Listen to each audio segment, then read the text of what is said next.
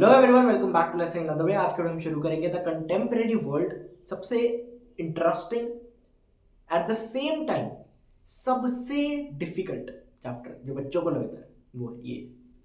जिसको समझ आने लग गया, जो लॉजिक लगा के पढ़ने लग गया, उसके लिए तो भाई मजेदार है, उसके लिए तो मक्खन है, मजा आ रहा है नहीं पढ़ने में। पर जो करने लगा कि यार ये याद कैसे होगा, ये कैसे होगा, उसके लिए बहुत मुश्किल है।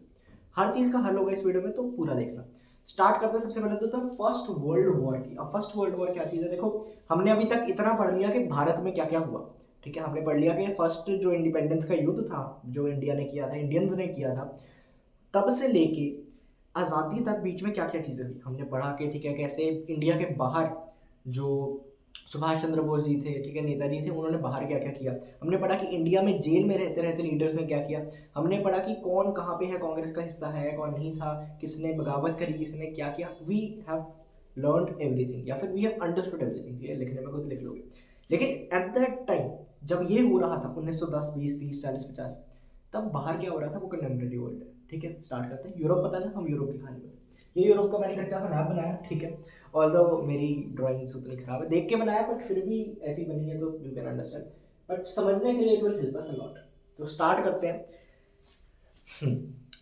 सबसे पहले वर्ल्ड वॉर। भैया इससे पहले भी तो युद्ध हुए थे, तो यही वर्ल्ड वॉर क्यों, फर्स्ट क्यों? इससे पहले कोई लड़ाई नहीं हुई थी? बहुत लड़ाई हुई थी इंडिया में, तुम्हें पता होगा कितनी लड़ाई हुई है, बाहर कितनी हुई है।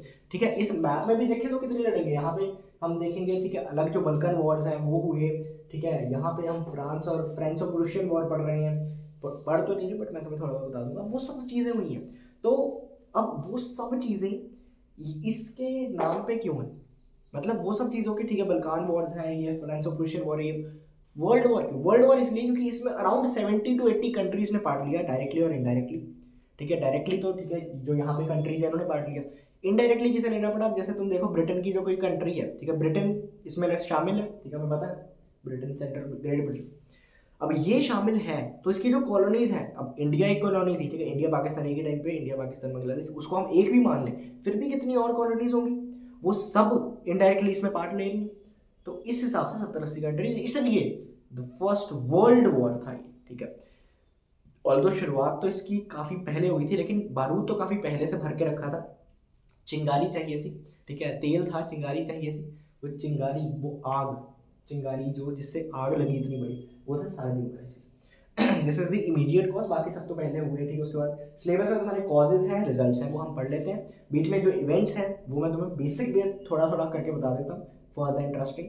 अगर तुम्हें पूरा डिटेल में जाना है, you can refer to my last year's video. ठीक है, मैं डिस्क्रिप्शन में लिख दे दूँगा। अब एक दिक्कत जो क्या होती है ना बच्चों को इस चैप्टर में, कि भैया हम समझ तो लेते हैं, लेकिन हमें एग्जाम में डर लगता है। एग्जाम में डर लगता है कि हम लिख नहीं पाएंगे, हमें उससे कुछ होगा नहीं। ये डर ना सबको लगता है, मुझे भी लगता था, अपने मेरे दोस्तों को भी लगता था। इस चीज़ को सॉल्व करने के लिए ना एक चीज़ होती है, सिंपल सी ट्रिक होती है, वो करनी होती है कि वो जो बोर्ड है ना वो पहले ही दे दो। कोई चीज़ करोगे उसका डर खत्म हो जाएगा, वो बोर्ड दे, वो बोर्ड दे के आओगे तो क्या होगा, तुम कहोगे भैया वो तब तक तो लेट हो जाएगा। तो पहले डर कैसे खत्म करें? पहले डर खत्म करने के लिए करने होते हैं sample paper. So that is why we have collaborated with Oswal books. ठीक है, उनके ये जो नए सैम्पल पेपर आए हैं, दे आर रियली गुड। ठीक है, तुम इसे रेफर करो, इनसे पढ़ोगे, इनके जो सैम्पल पेपर ये सॉल्व करोगे तो तुम्हें पता लगेगा अच्छा भैया ठीक है, मुझे आता है, कितना आता है, कितना नहीं आता, ये आता है या नहीं आता, सब क्लियर हो जाएगा। और उससे फिर बोर्ड की टेंशन खुद भी कम होने लग जाती है। ठीक है, so you can solve these. ठीक है, 10-10 होते हैं, और अभी मेरे पास करंटली हिस्ट्री और जोग्राफी के हैं, दे आर रियली गुड। ठीक है, बाकी भी अच्छे होंगे, बट ये तो मज़ेदार है। So you can refer to them. ठीक है, अगर लेना चाहते हो ऑफलाइन ले सकते हो, ऑनलाइन अगर डिस्क्रिप्शन में लिंक है वो भी खरीद सकते हो। So we have collaborated with them. And specially ना ये तुम्हें एग्जाम रेडी जो करेगा, तुम्हें मैंने कहा बोर्ड की तैयारी करनी है, बोर्ड से डर खत्म करना, तो वो ये चीज़ होती है, सैम्पल पेपर सॉल्व करो, डर कम होता रहेगा, धीरे धीरे जितने करोगे कम होता रहेगा, कम होता रहेगा, क्योंकि हैबिचुअल हो जाओगे तुम एक्सपीरियंस से। ठीक है, so you can buy them if you want to, and I recommend it. ठीक है, डिस्क्रिप्शन में लिंक। अब शुरू करते हैं हम पूरी ये जो कथा है इसकी। ठीक है, स्टार्ट। कॉजेस क्या है? अब देखो यार, ये ऐसा तो है नहीं कि एक बार ऐसे कुछ हुआ और सबकी लड़ाइयाँ, इतने देशों की आपस में लड़ाइयाँ छिड़ गई, ऐसा नहीं हो सकता। तो सबसे पहला कॉज जो सिलेबस में है वो है नेशनलिज्म एंड इंपीरियलिज्म। ठीक है, इसको अलग अलग भी लिख सकते हो, कई बुक्स में अलग है, कई बुक्स में एक है, तो मैं समझा देता हूँ, एज पर योर चॉइस तुम लिख सकते हो। नेशनलिज्म एंड इंपीरियलिज्म अलग अलग वर्ड है, अलग अलग मतलब है, रिलेटेड है बट अलग है। नेशनलिज्म का मतलब क्या होता है, हमें जनरल सेंस में देखें, ठीक है, पैट्रियोटिज्म हम कह सकते हैं, फीलिंग ऑफ पैट्रियोटिक फीलिंग। ठीक है, जो कोई प्रति हमारे देश की आती है। अगर उस टाइम पे हम मान लें कि अच्छा देश जरूरी नहीं है, नेशनलिज्म का मतलब ये भी, अच्छा देश जरूरी नहीं है, उसका मतलब ये भी हो सकता है कि नेशनलिज्म है नहीं, मतलब हम हैं, हमें अपने देश से प्यार है, हमें अपनी कास्ट से प्यार है, हमें अपनी एक एरिया से प्यार है, ऐसे भी कह सकते हैं। जैसे फॉर एग्जांपल हम कह देते हैं कि हम जी पंजाबी हैं, हम जी गुजराती हैं, तो वो अपने एक बबल, ये जो जगह है यहाँ से प्यार है, बेसिकली इस फीलिंग से प्यार है। तो that feeling of patriotism as per your country, उस टाइम में ये भी हो सकता था अपनी कास्ट के प्रति, अपने ग्रेड के प्रति, वो भी हो सकता है। वो होना, वननेस होना, ठीक है, काफ़ी लोग हैं, सब लोग एकजुट हैं, क्यों हैं? सब लोग भाई बहन थोड़ी हैं, सब लोग रिलेटेड थोड़ी हैं, प्लेट थोड़ी चल रही है स्कूल में कि all Indians are my brothers and sisters, क्या है वो? उसका मतलब दैट सिंपली मीन्स ना कि हम एक पैट्रियोटिक फीलिंग है, हम वन है। द फीलिंग ऑफ वननेस और बिलोंगिंगनेस विद ईच अदर, एक लार्ज ग्रुप को जब हो, because they share a historical past, they may share a historic, may caste, they may share a land, an area, जगह को ही हम कहते हैं देश, ठीक है। तो वो होता है नेशनलिज्म, दैट इज गुड। लेकिन तुम लोग इसकी वजह से वर्ल्ड वॉर क्यों हुआ? इसकी वजह से वर्ल्ड वॉर नहीं हुआ, इसको हम तुम यहाँ पे टॉक्सिक लिख लो कि टॉक्सिक नेशनलिज्म जो होता है, ठीक है, या टॉक्सिक छोड़ो, एग्रेसिव लिख लो, ज़्यादा बढ़िया रहेगा, एग्रेसिव नेशनलिज्म।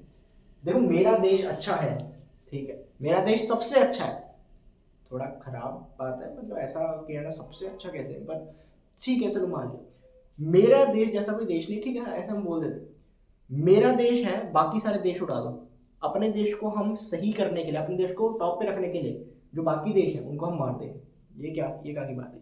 तो मान लो, अच्छा तुम तारीफ करते हो, मेरी गर्लफ्रेंड, मेरी बंदी, अच्छा मेरी वाली अलग है, ठीक है, मेरी वो अच्छी है, ठीक है, हमने मान लिया, दोस्त लोग बोल देते हैं दोस्तों के सामने, ठीक है ये अच्छी है, ठीक है, मेरी वाली बहुत अच्छी है, ठीक है, मेरी वाली सबसे अच्छी है, अच्छा है, चलो उसको खुश करने के लिए तुमने कहा भाई मेरी वाली जो है ना, ठीक है, मैं इसको ही देखूंगा, बाकी सबको तो मैं कुछ समझता नहीं, उनको तो मैं ब्रेकअप करा दूंगा, सबके सबको मैं मार दूंगा, ये तो भाई तुम साइकोपैथ हो, फिर कोई ऐसे तो नहीं करते ना। तो दैट इज एग्जैक्टली कि नेशनलिज्म और एग्रेसिव नेशनलिज्म में ये फर्क है। दूसरी चीज, अब जब ये एग्रेसिव नेशनलिज्म आने लग गया लोगों के प्रति, लोगों में फीलिंग, सरकारें ही करती है, सरकारों के द्वारा लोगों को फीलिंग डलवाने लग गया, और specially most of these countries में उस टाइम पे डेमोक्रेसी नहीं थी, मोनार्की थी कईयों में, ठीक है, मतलब तुम कह लो राजा का बेटा राजा बनेगा, एक तो वो चीज़ हो सकती है, और एक था पूरा एक, मतलब कोई पर्टिकुलर रेस है यही गवर्न करेगी और नहीं कर नहीं सकती, ये भी अलग चीज़ होती है, ठीक है।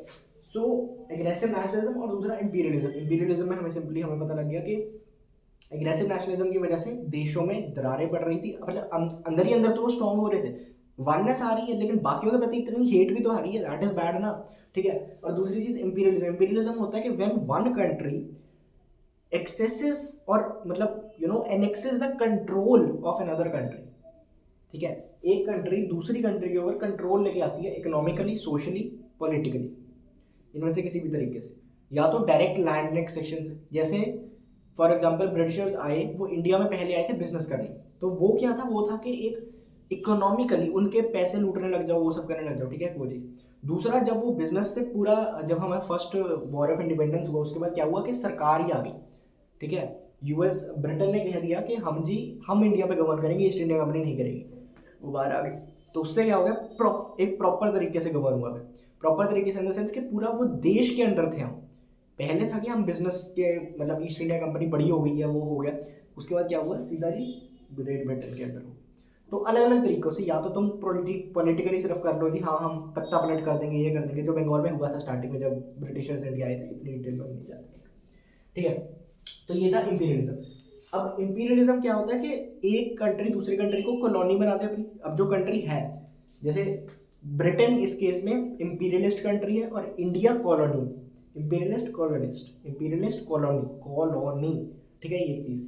अब एग्रेसिव नेशनलिज्म और इंपीरियलिज्म हो गया, ये पहला कॉज इसलिए क्योंकि इससे क्या हो रहा था, एक तो जो देश थे, उनके जो लोग थे वो एग्रेसिव नेशनलिज्म की तरफ जा रहे थे, हमारा देश अच्छा बाकी सब खराब है, और इंपीरियलिज्म वो सरकार कर रही थी, सरकार क्या कर रही थी कि हम बाकी देशों को अपनी कॉलोनीज बनाएंगे, ठीक है, ज़्यादा से ज़्यादा लैंड अपने अंडर करेंगे, एंड उन सबसे काफ़ी दिक्कतें होएंगी, ठीक है, उन सबसे उनको लगता था कि उनका फायदा होगा, लेकिन हुआ है।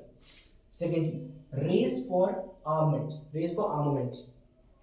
होता है आर्म्स, मतलब हथियार, तो उसके लिए रेस शुरू हो गई, ठीक है, जर्मनी ने, क्योंकि जर्मनी इस टेक्नोलॉजी में काफ़ी इंप्रूव कर रहा था, स्टील वगैरह बना रहा था, उसने अपनी एक ऐसी शिप बना दी थी जो दुनिया में सबसे बड़ी शिप थी, टाइटैनिक नहीं, ठीक है, ऐसी सबसे बड़ी शिप थी जो काफ़ी जगह कैरी कर सकती थी, काफ़ी लोगों को कैरी कर सकती थी, और काफ़ी वॉरशिप्स कैरी कर सकती थी, मतलब हथियार कैरी कर सकती थी।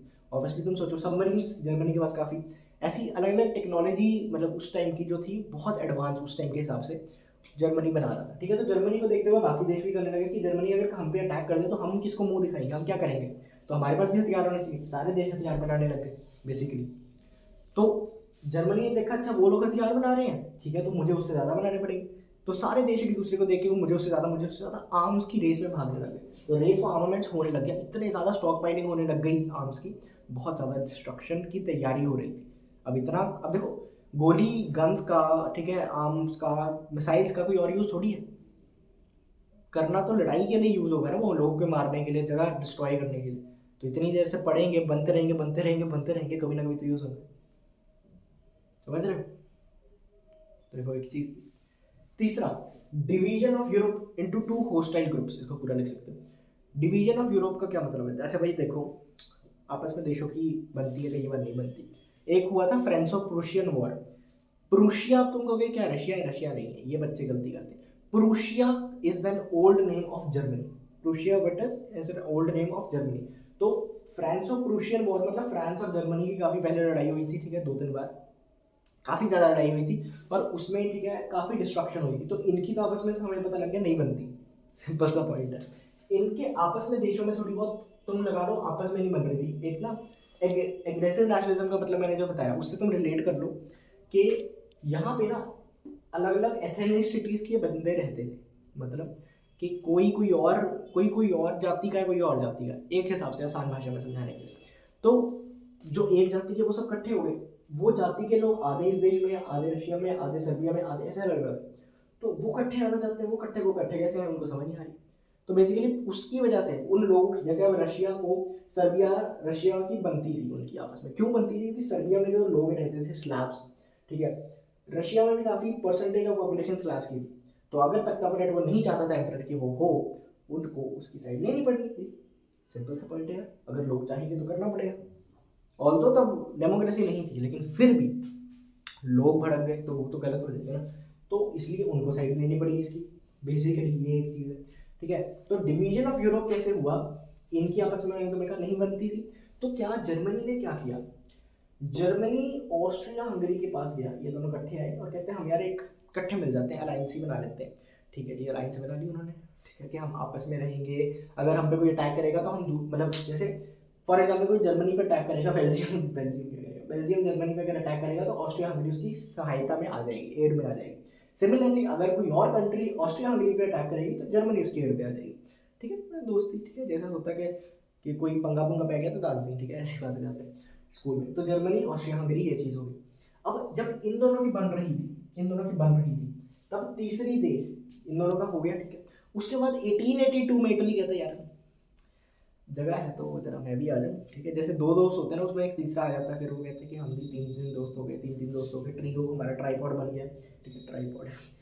तो जर्मनी ऑस्ट्रिया हंगरी और इटली, कहता मैं भी तुम्हारे साथ आ जाऊँ, तो इटली भी लाल हो गया, ठीक है, मैंने तुम्हें कहता लाल कलर्स एक में। तो जर्मनी ऑस्ट्रिया हंगरी इटली ये तीनों देश इकट्ठे, इन्होंने एक अलायंस बना ली जिसको हम बोलते हैं ट्रिपल अलायंस। क्या बोलते हैं? ट्रिपल अलायंस, ठीक है। मैं स्टार मार्क करूँ, ये तीनों देश किसमें आए? ट्रिपल अलायंस में। किसमें? ट्रिपल अलायंस में। अब इनको देख के बाकी देशों को लगा कि हमें भी करना पड़ेगा, क्योंकि मैंने कहा था देखा दिखाई में काम चीजें हो रही हैं। अब क्या हुआ जी, अब क्या करें? अब कौन है यहाँ पे, कौन है इन देशों में? तीन तो हो गए, बाकी बड़े देश तुम्हें कौन सा दिख रहे हैं? Russia, France, Great Britain. ये कहते हैं हम भी इकट्ठे आ जाते हैं। सो 1907 में ट्रिपल एंटेंटे की फॉर्मेशन हुई। ट्रिपल एंटेंटे भी एक अलायंस ही थी, बस नाम बदल दिया, ठीक है। ये आपस में नहीं देश है। यहाँ पे मैं एंटेंटे का ई लिख देता हूँ, ठीक है। तो जो इतने बड़े देश पावर में इकट्ठे आ गए और ये तीनों देश अलग, ठीक है। तो ये तीन और ये तीन डिवीजन ऑफ यूरोप हो रहा है कि ये अलग, ये अलग, यही है इनके अगेंस्ट, इनके खिलाफ ही तो ट्रिपल एंटेंटे बना बेसिकली। सो 1882 में इटली आया तो ट्रिपल अलायंस बन गया, अलायंस, ट्रिपल अलायंस। और ट्रिपल एंटेंटे इनसे बना, ट्रिपल अलायंस, ट्रिपल एंटेंटे, ठीक है जी। और अब जो फाइनल कॉज था हम वो पढ़ते हैं, दैट वाज द साराजीवो क्राइसिस। अब साराजीवो क्राइसिस में क्या होता है आपको पता है ना, राजा का बेटा राजा नहीं बनेगा, राजा वही बनेगा जो हकदार होगा। लेकिन उस टाइम पे 1913, 1914 में हमारे पास सुपर 30 तो नहीं थी हमें बताने के लिए कि राजा का बेटा राजा नहीं बनेगा, राजा वही बनेगा जो हकदार होगा, ठीक है। ये तो नहीं था। तो क्या होता है, अब क्या होता है कि ऑस्ट्रिया हंगरी में जो राजा होता है उसका एक बेटा होता है, जो राजा होता है उसका एक बेटा होता है, जो उसका बेटा होता है ना वो शादीशुदा होता है। राजा का बेटा, शादी हो गई, ठीक है, हो गई। अब ये दोनों घूमने जाते हैं, कहाँ घूमने जाते हैं, तो ये दोनों क्या करेंगे, अब घूमने जाएंगे। ऑस्ट्रिया हंगरी के राजे का बेटा घूमने जाएगा बॉस्निया, ऑस्ट्रिया हंगरी के राजे का बेटा घूमने जाएगा बॉस्निया अपनी बेगम के साथ, ऑस्ट्रिया हंगरी के राजे का बेटा घूमने जाएगा बॉस्निया अपनी बेगम के साथ। अब वो कहता है ठीक है जी, घूम के भी आते हैं अपनी जगह। और Bosnia it was like Austria Hungary की तुम कह लो अंडर कह लो थोड़ी बहुत, ठीक है, डेप्ट में दबी हुई थी। ऐसा भी नहीं कह सकते बिल्कुल कि उनकी ही थी, बट तुम कह सकते हो थोड़ी बहुत रिलेशन अच्छे थे।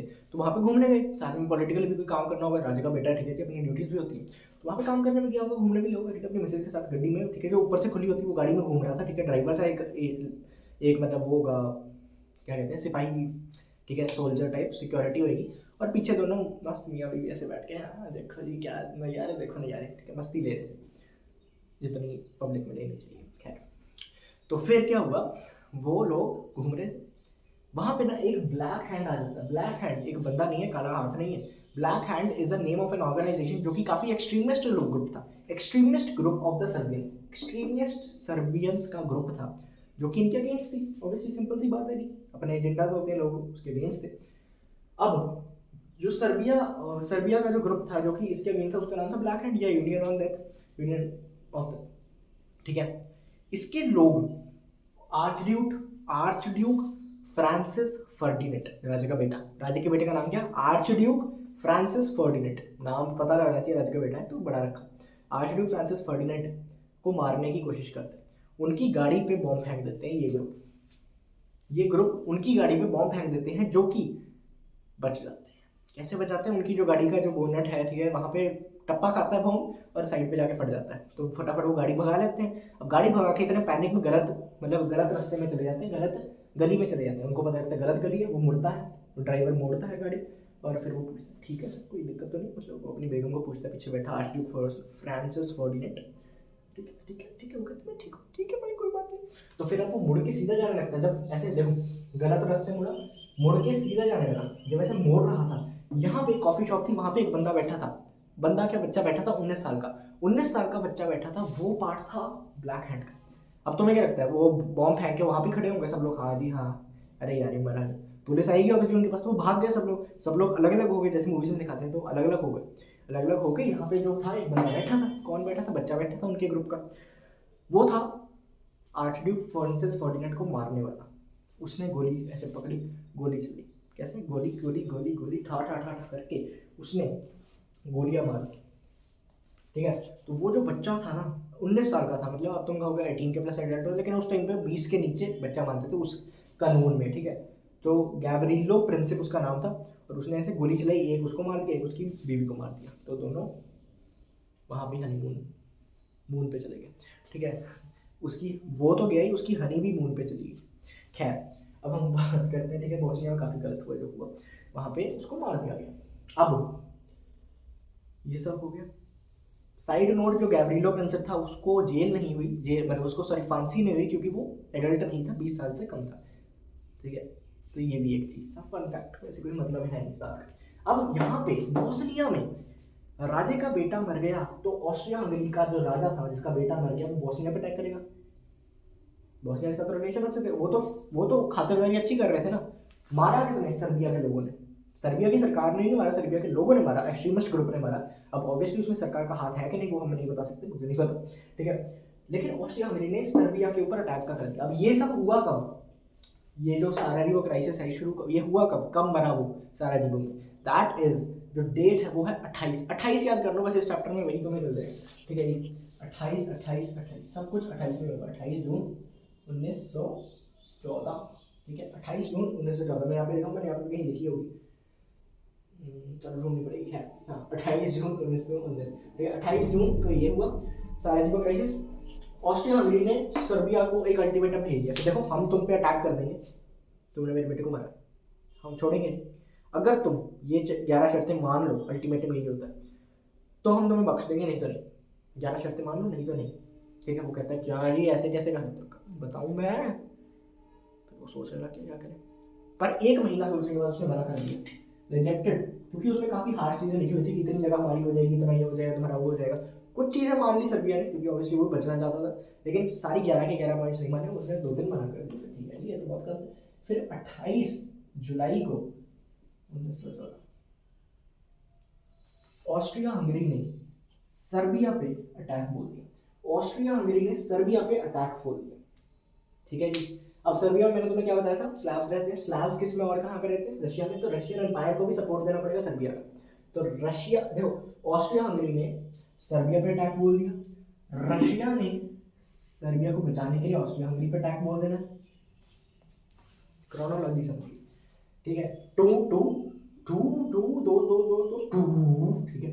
जर्मनी ऑस्ट्रिया, अब देखो मैंने जो कलर अलग अलग किए कुछ सोच के किए, तो जो ये वाले हैं, ठीक है, रेड वाले, अभी तुम इन दोनों में फोकस करो। ये दो बल्गेरिया में इनके साथ है, ये साथ में सपोर्ट कर रहे हैं रशिया, और इनका देखो यहाँ पे ये लिखा है, कहीं और ये लिखा है मैंने, हाँ यहाँ भी लिखा है, यहाँ पे भी लिखा है, तो ये भी एंटेंटे के अंदर है, ये इनका भी वही है कि कोई अटैक करेगा तो हम तुम्हारा साथ देंगे। ठीक है, तो सर्बिया को सपोर्ट करने रशिया आया, रशिया को सपोर्ट करने फ्रांस और ग्रेट ब्रिटेन आए। समझ रहे हो क्या हो रहा है। अब ये दोनों लड़ रहे हैं, अब जर्मनी ने फ्रांस में हल्ला बोल दिया, जर्मनी कहता हल्ला बोल, ठीक है, तो इससे लड़, मैं इससे यहाँ पे शुरू करता हूँ लड़ाई। ठीक है, तो जर्मनी ने फ्रांस में हल्ला बोल दिया। तो ये सब ऐसे पूरी लड़ाई, अब इवेंट्स हमारे सिलेबस में नहीं है मतलब, लेकिन थोड़ा बहुत हम पढ़ लेते हैं। ठीक है, क्या होता है, क्या मजेदार चीज़ है। अब जर्मनी का अलाई उन्होंने बना दिया ऑटोमन एम्पायर को। तुमको भी ऑटोमन एम्पायर क्या चीज़ है, ऑटोमन एम्पायर आज की डेट का टर्की है। ठीक है, इसके पार्ट्स हो गए, ठीक है, एम्पायर है। अब तुम लोग इन दोनों के देशों, यहाँ पे कौन से देश है ये इंपॉर्टेंट नहीं है क्या, असल में आपको कोई देश ही नहीं है। यहाँ पे है काला पानी, काला पानी की सज़ा नहीं, काला पानी जो नेटफ्लिक्स पे सीरीज है वो नहीं, यहाँ पे है काला पानी यानी कि ब्लैक सी। अच्छा यहाँ पे है, हाँ हाँ, मैप में हम भूल जाते, ब्लैक सी। ठीक है, ऑल दो इंपॉर्टेंट नहीं। Germany, Austria Hungary, Bulgaria, Ottoman empire ये एक साथ आ गई। फ्रांस, ग्रेट ब्रिटेन, रशिया और सर्बिया ये एक साथ आ गई। अब ये एक साथ है, तो तुम्हें पता है अर्थ जो है वो रोटेट करती है अपने एक्सिस पे, ये रोटेट कर रही है, रोटेट कर रही है, देखो रोटेट कर रही है ना। अब अगर तुमने थोड़ी सी ज्योग्राफी पढ़ी है तो तुम्हें पता होगा कि अर्थ सीधी नहीं है, earth is tilted on its axis by 23.5 degree. कितनी, 23.5 डिग्री, कितनी, 23.5 डिग्री, इतनी टिल्ट है। तो ये टिल्ट से घूम रही है। तो अब ये टिल्ट को जरा ऑब्जर्व करना, टिल्ट को ऑब्जर्व करना, ये चीज़ है टिल्ट। क्या ये लाइन टिल्ट में बन रही है, जी हाँ भैया बन रही है। तो Germany, Austria Hungary, Bulgaria, Ottoman empire ये सब बन गई सेंट्रल पावर, सेंटर में है ना, ये अर्थ का सेंटर है, डेटा है थोड़ा, ये लो जी centre. Germany, Austria Hungary, Bulgaria और ऑटोमन एम्पायर ये है सब सेंट्रल पावर्स। ठीक है जी, लड़ाई में इनका नाम ये पड़ गया। France, Great Britain, Russia, Serbia ये है अलाइड पावर। ठीक है जी, दोनों तुम्हें फर्क पता लग गया कौन सी क्या है। अब तुमको भैया इटली भी तो इनके साथ है, इनके साथ जो ट्रिपल अलायंस उसने फॉर्म किया था 1882 में, आपने बताया। तो मैंने यहाँ पे डबल कलर, डबल शेडिंग इसलिए करी है, और बाकी देखो मैंने यहाँ पे सब रेड से किया, यहाँ पे लिखा ब्लैक से, क्यों, क्योंकि वैसे तो इसने कह दिया ये उनके साथ है, लेकिन जब लड़ाई का मौका आया तब इटली कहती देखो जो हमारी अलायंस थी उसमें लिखा था कि कोई हम पे अटैक करेगा तो हम तीनों एक दूसरे का साथ देंगे, एक तीसरे का साथ देंगे। लेकिन किसी ने हम पे अटैक थोड़ी किया, हम तुमने किसी पे अटैक कर दिया तो उसमें मैं कुछ नहीं कर सकती, उसमें मैं तुम्हारे साथ नहीं। ठीक है, वैसे इटली को था कि भाई ये फ्रांस में उस पर अटैक कर दे, वो अलग डर में बैठे। ठीक है, तो इटली ने कुछ नहीं किया, इटली इनके साथ। अब अपने दोस्त सामने पिट रहा है, तुम उसके साथ उसकी लड़ाई में शामिल ना लो, एटलीस्ट लड़ाई रोकने की भी कोशिश ना करो। या तो तुम ना कि उसकी तरफ से लड़ने लग जाओ, या फिर तुम दूसरे बंदे को रुक जा भाई, रुक जा भाई, अपने दोस्त को बचाओ बेसिकली। वो नहीं किया तो बेसिकली गद्दार हो गया। तो गद्दार करके ये किसके साथ हो गया, एक तरीके से जो तुम्हारी अलाइड पावर थी उनके साथ हो गया। तो Russia, Italy, France, Great Britain एक साथ हो गए। तो दिस वर द इवेंट्स। ठीक है, बेसिकली ये सब हो रहा है। सर्बिया पर अटैक किया, रशिया ने इसको बचाने के लिए ऑस्ट्रिया हंगरी को कह दिया, जर्मनी कहता हम रशिया और फ्रांस पे अटैक कर देंगे, उधर से ग्रेट ब्रिटेन आ गया हेल्प में, यूएसए भी उधर बैठे शांत। यूएसए कहता है ये बेटा तो लड़ो। ठीक है, तब यूएसए इतना मूवी नहीं था कि भाई बहुत तगड़ी पावर है, इसके बाद बनेगी, लेकिन अभी नहीं। ठीक है, तो नॉर्मल कहानी चल रही, इतना हमें पता लग गया। अब भैया लड़ाई हुई, रशिया में 1917 में तख्ता पलट हो गया, जो राजा था। ठीक है, तुम्हें पता है रशिया, जर्मनी, फ्रांस जो इनको गवर्न कर रहे थे उस टाइम पे, जो इनको गवर्न कर रहे थे टॉप पे जो बैठे थे, कौन, मतलब जो भी इनके राजा महाराजा होंगे, वो तीनों भाई थे, फर्स्ट कजिन्स थे। और आपस में मतलब ये वर्ल्ड वॉर जो है ये कुछ नहीं, गेम ऑफ थ्रोन्स चल रही है यहाँ पे, ये लड़ रहे हैं आपस में, मस्ती में लड़ रहे हैं, अपने दोस्त भाइयों की लड़ाई है। जैसे वो नहीं होती है, हम कहते हैं जी ज़मीन की लड़ाई हो गई, प्रॉपर्टी की लड़ाई हो गई आपस में भाइयों की, ये बस ये हो रहा है। ठीक है, आपस में भाई भाई लड़ रहे हैं, कजन से लड़ रहे हैं। तो इनकी वैसे आपस में बचपन में भी कभी बनी नहीं, but just for knowledge, cousin से। खैर, यहाँ पे तख्ता पलट हो गया, यहाँ पे नया राजा आ गया, ठीक है, लेनिन आ गया। तो उसने जो अक्टूबर रेवोल्यूशन करी, ठीक है, और तो सिलेबस का पार्ट नहीं है, वो छोड़ देते हैं। तो ठीक है, हमें पता लग गया, बस वो चला गया टाटा बाई में। तो रशिया कहता हम नहीं ऐसे लड़ेंगे, अब वो पीछे हो गए, हट गए एंडिंग में थोड़ा सा। जर्मनी ने क्या किया, इधर पहले इनकी सबमरीन वगैरह पे तो अटैक किया ही था, यूएसए की सबमरीन पे अटैक कर दिया एक बार, उसमें बंदे मर गए यूएसए भी आ गया गेम में थोड़ा सा। यूएसए ने कहा ये तो गलत बात है, ये तो गलत बात है, हम तुम्हें बताएंगे। अब यूएस का नुकसान क्या था, ये थोड़े से लोग मरे, बस यही है, प्लेन में उसमें शिप पे। बाकी तो क्या है, यूएस से दूर बैठे, उस पर कोई अटैक नहीं करा, कोई कुछ नहीं करा, क्योंकि तब प्लेन से ही नहीं थे इतने, तब फाइटर जेट्स थे ही नहीं। तो सिंपल सी आपस में लैंड पे, ज़मीन पे लड़ाई हो रही है, उनकी ज़मीन ही इतनी दूर है, उनको कोई दिक्कत ही नहीं, वो आपस में देख रहे हैं। ठीक है, तो ये सब हो रहा है। अब 18 जुलाई 1914 को अल्टीमेटम दिया था, 18 जून को ये हुआ था। खत्म कब हुआ, खत्म हुआ जी ऑफिशियली जून 28, 1990। उससे पहले हो गया था, ठीक है, 1918 को फाइनली ये लड़ाई खत्म होती है, world war 1 comes to an end. ठीक है, बहुत बड़ी चीज़। अब मैंने काफ़ी चीज़ें डिस्कस नहीं करी, बिकॉज तुम बोर हो जाओगे, और बोर तो बट काफ़ी वो हो जाएगा, अननेसेसरी स्टफ। 1918 यहाँ पे लड़ाई खत्म हो गई थी। कैसे, जर्मनी ने एग्रीमेंट साइन कर दिया कि जी हम हार गए, क्योंकि लड़ाई शुरू कहाँ से हुई थी, तुम देखो, बॉस्निया से। मारा किसने था, सर्बिया ने। बदला कौन लेना चाहता था, ऑस्ट्रिया हंगरी। सपोर्ट पे आया जर्मनी। ठीक है, देखो पहले नंबर पे यहाँ से शुरू, 1 2 3 4 5वें नंबर पे जर्मनी आता है, लड़ाई जैसे जैसे सीक्वेंस में। लेकिन सबसे ज़्यादा पेनल्टीज किस पे लगी, जर्मनी पे, क्योंकि सबसे ज़्यादा एग्रेसिव कौन था, जर्मनी था। सबसे ज़्यादा टेक्नोलॉजी किसके पास थी, जर्मनी। अब क्या होता है, ट्रीटी ऑफ वर्साइलेस साइन होती है, ठीक है, काफी इसके पहले बैठकें होती है, लेकिन फाइनली जो फाइनल हमें तुम्हें जो सिलेबस में है, जून 28, 1919 को इसका पेरिस में एक फाइनल बैठक होती है, और सब कुछ पक्का हो जाता है, एग्रीमेंट हो जाता है। ठीक है, उसमें ये सब पॉइंट्स होते हैं। अब ये ट्रीटी ऑफ वर्साइलेस बनाई किसने थी, 27 कंट्रीज, पर मेनली ये 3 लोग। सबसे पहला Woodrow Wilson of US president थे, यूएस के उस टाइम पे जो प्रेसिडेंट थे, मैंने कहा इतनी पावर आ गई ना, तो वुड्रो विल्सन। दूसरा लॉर्ड जॉर्ज, ये ब्रिटेन के पीएम, ठीक है, उस टाइम पे ब्रिटेन के लॉर्ड जॉर्ज। अब जॉर्ज क्लीमेंशियो,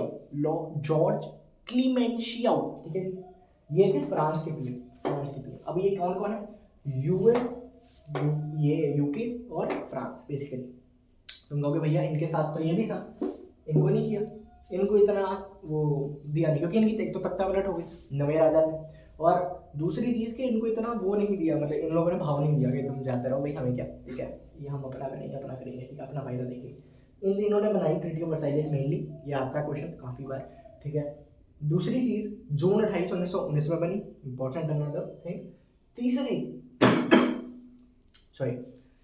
चीज़ कि इसमें क्या क्या था, सबसे ज़्यादा मैंने क्या कहा, जर्मनी ने भुगता। अब दूंगा भैया, इटली भी तो इनके साथ था, इटली को भी उन्होंने कुछ नहीं दिया, इटली को भी कोई भाव नहीं दिया। उन्होंने कहा तू अपने दोस्त का नहीं हो, हमारा क्या होगा, चाह, तो इटली को भी उन्होंने ऐसे भगा दिया। ठीक है जी, अब जर्मनी को क्या क्या चीज़ें सहनी पड़ी। सबसे पहले तो जर्मनी को गिल्टी ऑफ एग्रेशन करा दी है कि ये लड़ाई हुई किसकी वजह से, जर्मनी की वजह से। लड़ाई हुई किसकी वजह से थी, जर्मनी की वजह से, ऐसा ट्रीटी ऑफ वर्साइलेस में कह दिया गया, सबको मानना पड़ा। ठीक है, कि जर्मनी की गलती थी ये लड़ाई पूरी, किसकी गलती थी, जर्मनी की गलती। दूसरा, जर्मनी विल कंपनसेट, अब गलती थी तो सुधारो। जर्मनी 33 बिलियन देगी उस टाइम पे, सोचो 33 बिलियन, वो भी डॉलर, 33 बिलियन डॉलर्स जर्मनी भरेगी as a compensation, as a fine. किससे भरेगी, जो दूसरी जो कंट्री जीती, उसमें कौन है मेनली, जिन्होंने बनाई है, फ्रांस, ग्रेट ब्रिटेन, यूएसए, उनको ज़्यादा मिलेगी ना, इटली को मिला ना, रशिया एम्पायर को मिला। समझ रहे, दो चीज़ें हो गई। तीसरी चीज़ उसमें क्या, वैसे तो काफ़ी चीज़ें लिखी, पर मैं बता रहा हूँ, 2 पॉइंट ये बन गए। तीसरा पॉइंट, राइन वैली को डीमेटीरियलाइज किया जाएगा 15 सालों के लिए। राइन वैली काफ़ी मिलिट्री होती थी वहाँ पे, क्योंकि वहाँ पे कोयला वगैरह काफ़ी अच्छे से होता था, काफ़ी एक मतलब मिनरल रिच जगह थी। तो राइन वैली को डीमिलिटराइज किया जाएगा। ठीक है जी, जो उनके ट्रूप्स हैं, जो भी उनकी आर्मी थी जर्मनी की, वहाँ से हटाई जाएगी, वहाँ पे 15 साल तक आर्मी रहेगी। कोल माइंस पे कंट्रोल रहेगा फ्रांस का और ब्रिटेन का। ठीक है, फ्रांस का मेनली, तो जितने भी कोयला है, जर्मनी को उनको देना पड़ेगा। ठीक है, सोचो कितना अपना फायदा कराएगा।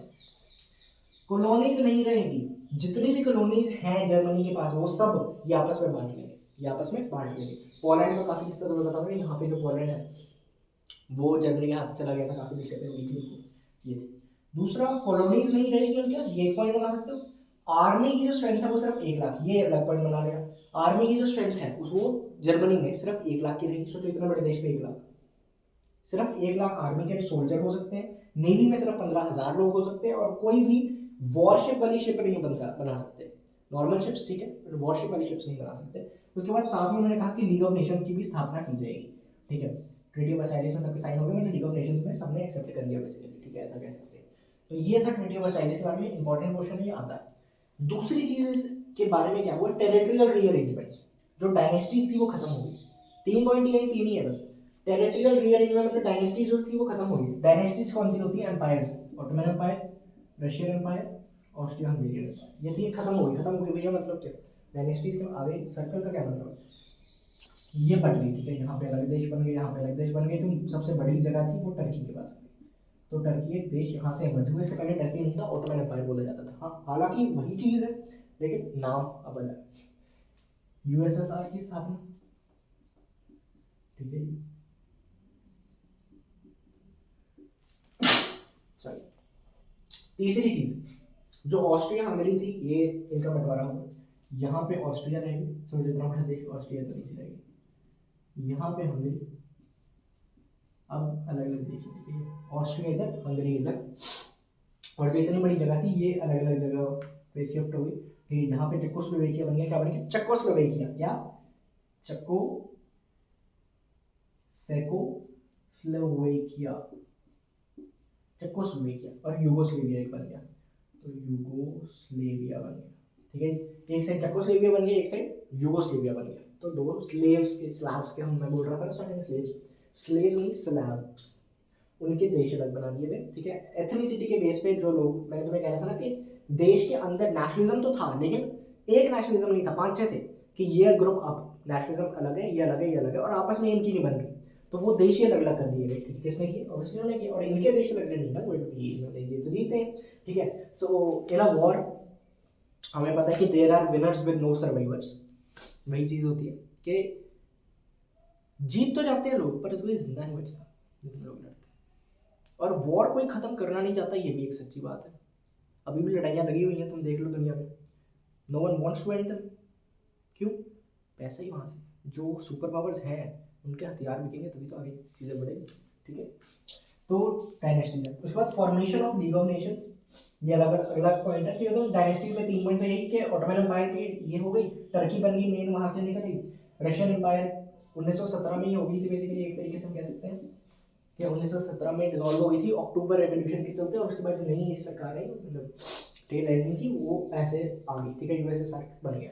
तीसरा, ऑस्ट्रिया हंगरी, सबसे बड़ा पॉइंट कि एक ऑस्ट्रिया अलग, हंगरी अलग, चेकोस्लोवेकिया और यूगोस्लेविया बन गया। ठीक है, ये एक चीज, 2-3 चीजें हो गई। Formation of league of Nations कब हुई, 1920 में। बात हुई थी ट्रीटी ऑफ वर्साइलेस में, जो कि 1919 में थी, लेकिन ऑफिशियली कब फॉर्म हुई लीग ऑफ नेशंस, 1920 में। इसमें 3-4 पॉइंट है, बहुत ईजी है, बहुत ईजी है, वो ज़्यादा करने की जरूरत नहीं।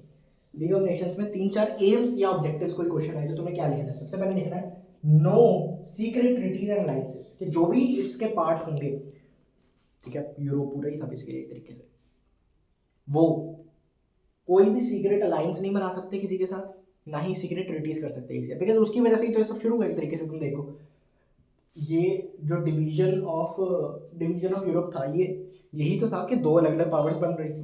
ठीक है, तो सीक्रेट ट्रीटीज अब से नहीं होंगी आगे। दूसरा एम क्या था, ह्यूज आर्मी, वॉरशिप और आर्मेंट्स नहीं बने। जितनी भी मेंबर कंट्रीज है कोई भी बहुत ज़्यादा आर्मी नहीं रखेगी, बहुत ज़्यादा आर्मेंट्स नहीं बनाएगी, और बहुत ज़्यादा वॉरशिप्स नहीं बनाएगी। फॉलो कितना हुआ वो बाकी बात है, पर ये उनके ऑब्जेक्टिव्स थे, एम्स थे बेसिकली। रिस्पेक्ट अदर्स इंडिपेंडेंस, बाकी देशों की इंडिपेंडेंस की रिस्पेक्ट करो, ऐसा नहीं उसके ऊपर धागा बोल दिया कभी भी मारने चलेंगे, वो सब नहीं करना है, वो सब नहीं करना है। जैसा कहते हैं ना, मुझे स्पेस दो रिलेशनशिप में, तो वही होता है ना कि ठीक है यार तुम चलो, उसकी प्राइवेसी को थोड़ा रिस्पेक्ट करो, शक मत करो। खैर, solve mutual disputes and loan, LON मतलब लीग ऑफ नेशंस, क्या क्या बोलते हैं, तो solve mutual disputes in league of Nations हमें करना है। हमें क्या करना है, जितने भी तुम्हारे अंदर कोई अगर कोई लड़ाई हो रही है, तुम्हारे दो देशों में आपस में नहीं बन रही, तो लीग ऑफ नेशन जाओ, यहाँ पे सॉल्व करो, पीसफुली सॉल्व करो, ठीक है। उसके बाद promote social, cultural, economic and cooperation, ठीक है, मतलब एक दूसरे देशों की सोशली हेल्प करो, कोऑपरेट करो, इकोनॉमिकली करो, किसी को जरूरत है तो करो, और कल्चरली करो। अब देखो, इकोनॉमिकली जर्मनी से पैसा बहाया जा रहा है, डॉलर, यूरो, कुछ भी बना दो, ठीक है, पैसा बाहर फ्रांस लेके जा रही है, ब्रिटेन लेके जा रही है, यूएस से लेके जा रही है, और अभी क्या है, इकोनॉमिकली हेल्प करो, समझ रहे हो लीग ऑफ नेशंस का। तो अभी यहाँ पे क्या हुआ, ये सब चीज़ें ठीक है, इन्होंने खुद बैठ के लिखी। यूएस सबसे पहले उसने कहा था कि लीग ऑफ नेशंस होना चाहिए, क्या हुआ अब देखो, इंटरेस्टिंग चीज, यूएसएसआर रशिया को एंटर करने का मौका ही नहीं मिला, रशिया को एंटर ही नहीं होने दी, मैंने बताया को भाव नहीं दिया, तो रशिया को उन्होंने मना कर दिया कि तुम लीग ऑफ नेशंस का पार्टी नहीं हो सकते, you are ineligible, you are not welcome, जाओ। समझ लो, इतनी बड़ी पावर को उन्होंने कह दिया जाओ। तो जैसे ही वर्ल्ड वॉर 1 खत्म हुआ, वर्ल्ड वॉर 2 की तैयारियां शुरू होने लगी, यूएसएसआर को क्या कह दिया, तुम अब निकलो यहाँ से, फूटो यहाँ से, क्या नहीं मिलेगी तुम्हें जगह, कहाँ नहीं मिलेगी तुम्हें, मिलेगी लीग ऑफ नेशंस पे जगह नहीं मिलेगी, ठीक है जी। अच्छा जी, अब ये सब जो चीज़ें थी कि सीक्रेट ट्रीटीज नहीं करेंगे, आर्मी नहीं रखेंगे, ये सब क्या, ये सब बेसिकली जर्मनी के लिए होनी चाहिए थी, जर्मनी को एंट्री नहीं दी उन्होंने कि तुम भी नहीं होगे, हमारे साथ कैसे बैठ जाओगे तुम, तुम्हारे लीडर्स हमारे साथ कैसे बैठ जाएंगे, ईगो में उनको भी जगह नहीं दी, ठीक है। रशियन एम्पायर को भी नहीं एंट्री दी, जर्मनी को भी एंट्री दी, इटली को भाव नहीं दिया। अब इतना तो समझ आ रहा है कि अच्छा ठीक है, ये देश है, जिस देश ने सबसे ज्यादा प्रोपेगेट किया था, the one and only USA, उसने खुद ही एंड मोमेंट पे मना कर दिया कि हम लीग ऑफ नेशंस के पार्ट नहीं रहेंगे। थिंग्स गेटिंग इंटरेस्टिंग है। तो यूएसए खुद अपनी मर्जी से नहीं आई, यूएसएसआर और जर्मनी को आने नहीं दिया, यूएसए अपनी मर्जी से एंटर नहीं करी, क्योंकि उसके लोगों ने ऐसा कहा था कि यार हमें ऐसा, हम किसी औरों के अंडर अपनी गवर्नमेंट नहीं रखना चाहते, ये वो चीज़ें दिक्कत थी, तो फिर उनकी सरकार ने मूवमेंट मना कर दिया था, और सबको डर होता है कि वो डेमोक्रेसी थी, दिक्कत ना हो, ठीक है। लीग ऑफ नेशंस में 20 में बनी, लेकिन जो ऑब्जेक्टिव्स थे वो तो हो ही नहीं सकते थे फॉलो, क्योंकि जिसने फॉलो कराने थे वो तो आप ही पार्ट में थे, जिसने फॉलो करने थे और जिसने फॉलो कराने थे वो आप ही पार्ट में। So this was the chapter, ठीक है, काफ़ी कुछ हुआ, ठीक है, काफ़ी बड़ा चैप्टर बन गया है, होप सो, और तुम्हें समझ आया हो, मेरा तो यही मकसद रहता है, ठीक है, वीडियो चाहे लंबी हो चाहे क्रिस्प हो। सो यार this was it, I hope तुम्हें समझ आया हो, ठीक है, मैथ की क्या हो गया, बट फिर भी अगर तुम स्क्रीनशॉट लेना चाहते हो तो this is the moment you can take, ठीक है, ये। So yeah that is it. World war 2 से पहले जो राइज ऑफ डिक्टेटरशिप है वो आसान चैप्टर, मजेदार चैप्टर है, लास्ट ईयर वीडियो है, if you want to watch you can watch it, नहीं तो इस साल 1-2 दिन में जल्दी से I will try to make it, ठीक है। सो कमेंट्स में मुझे बताना यार कैसा लगा, और मैंने यहाँ पे काफ़ी ये कर दिया, आई होप मुझे याद दिला दोगे तुम कि भैया वर्ल्ड वॉर 2 से पहले एक नए कलर का मार्कर ले आना, कमेंट कर देना, मुझे नहीं तो भूल जाता है, ठीक है। Also if you want to practice, ठीक है, सैम्पल पेपर्स, तो तुम ये बुक ले सकते हो उस वाली बुक्स की, ठीक है, link is in the description. तब तक के लिए मिलते हैं दोबारा, प्रैक्टिस करो, पढ़ो, मस्ती करो, नज़ारे लो, नमस्ते।